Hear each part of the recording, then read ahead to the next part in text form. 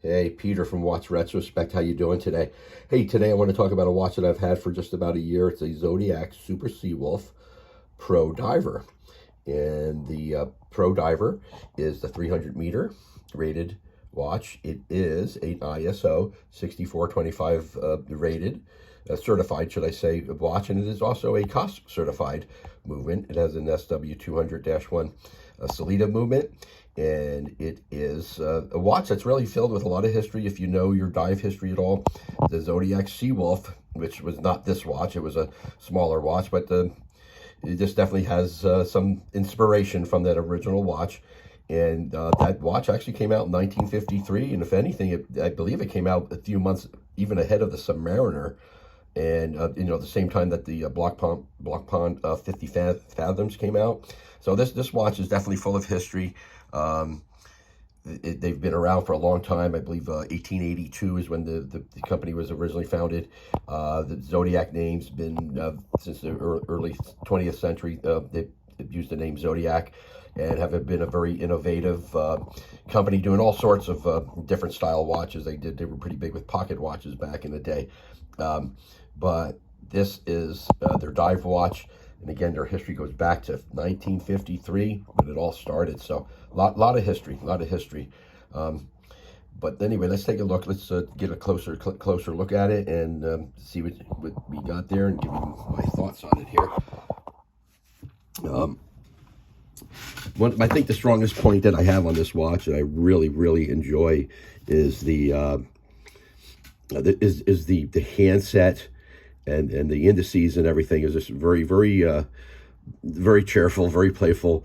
I really love orange minute hands. I think all dive watches should have it.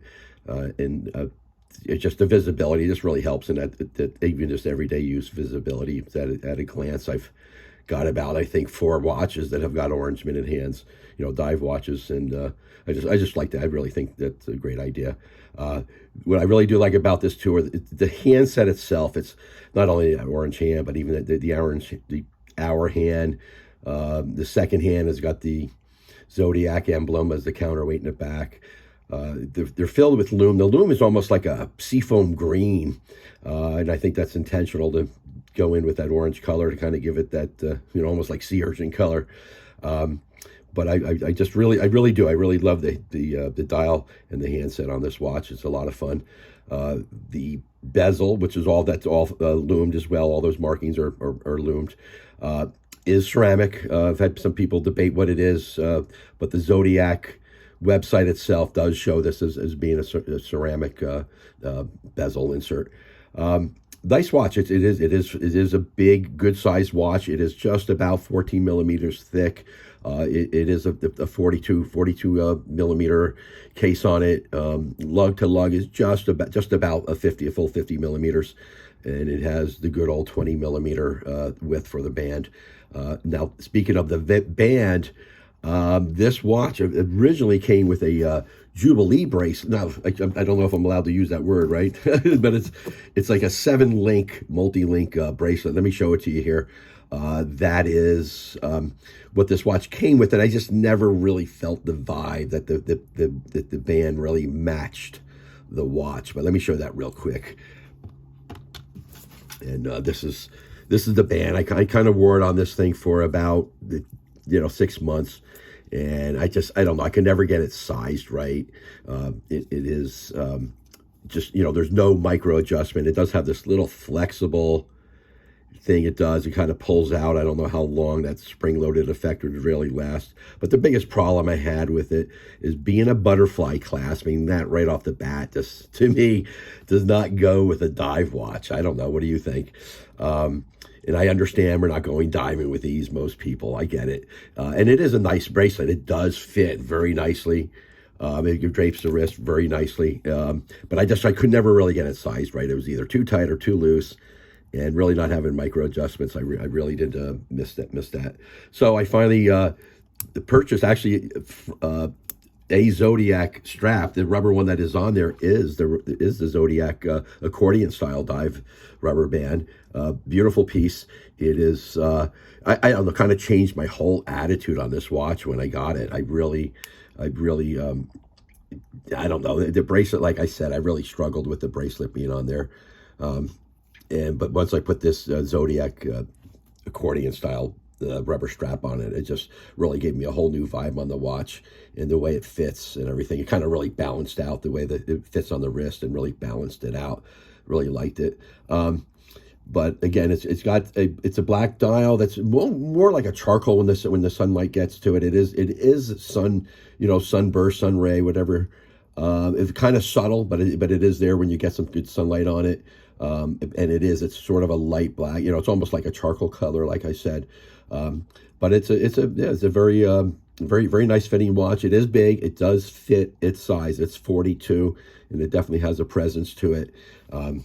But it does the way the lugs curve down. The way the lugs curve down, it does hug the wrist pretty nicely for a good size watch like this.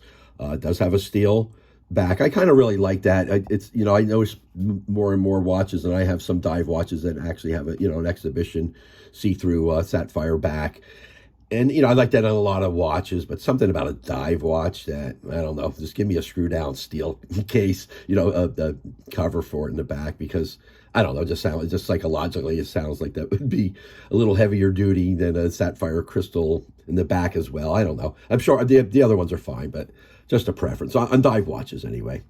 But it's a nice little emblem they got. They got the famous Zodiac emblem, of course. I don't want to get into that whole deal, but the Zodiac killer from the 60s up in San Francisco area kind of signed his letters with a Zodiac emblem. And rumor, considering they never fully figured out who that was, I'm not sure how they verify he had a Zodiac watch, but that's the rumor, that he had a Zodiac watch.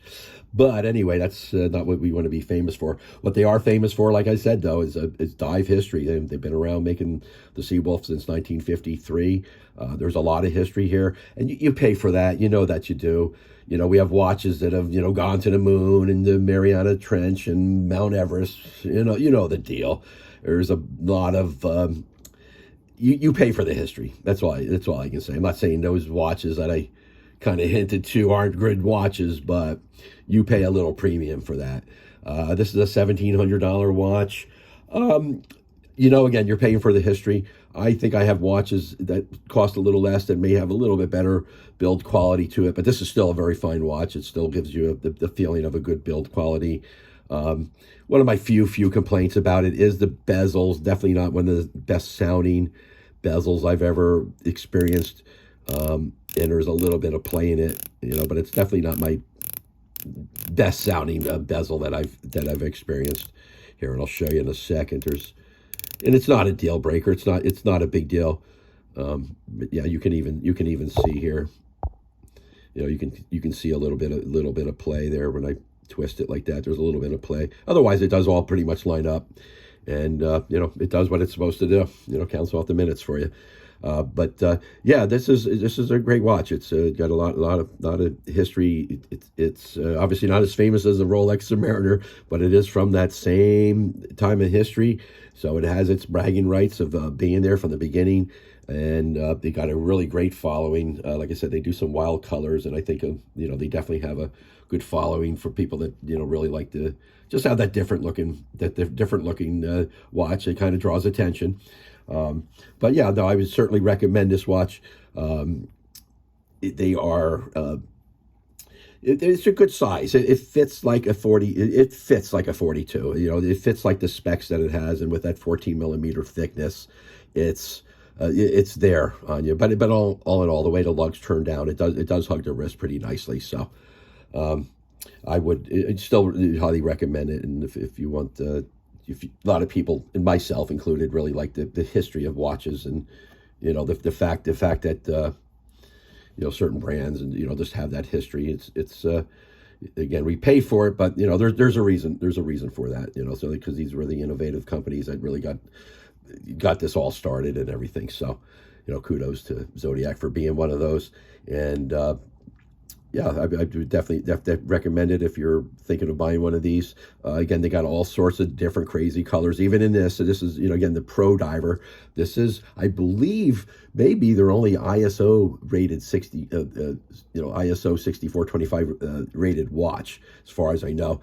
And understand with that ISO rating, that not only includes The water resistance, it does include, shock resistance, legibility, dark, and other specs that it has to meet. The magnetism is one of them. The resistance to magnetism. So very high quality, very toolish watch. Definitely has inspiration from the original Seawolves. With this case, the way the lugs kind of come off the rounded, the rounded part of the watch, pretty similar to the way the original ones were. But very, very fun company. Very, very. I think they're getting more and more recognized. They were kind of revived later on through the quartz crisis. A lot of these Swiss companies had issues and stuff. But the Fossil Group actually purchased them in the early 2000s, and they've been coming back to the forefront of this dive watch genre quite well over these last few years, and rightfully so. They're really great watches. But yeah, if you're thinking of getting one, I would highly recommend it. I really appreciate you stopping by, and thanks a lot. We'll see you real soon. Thank you.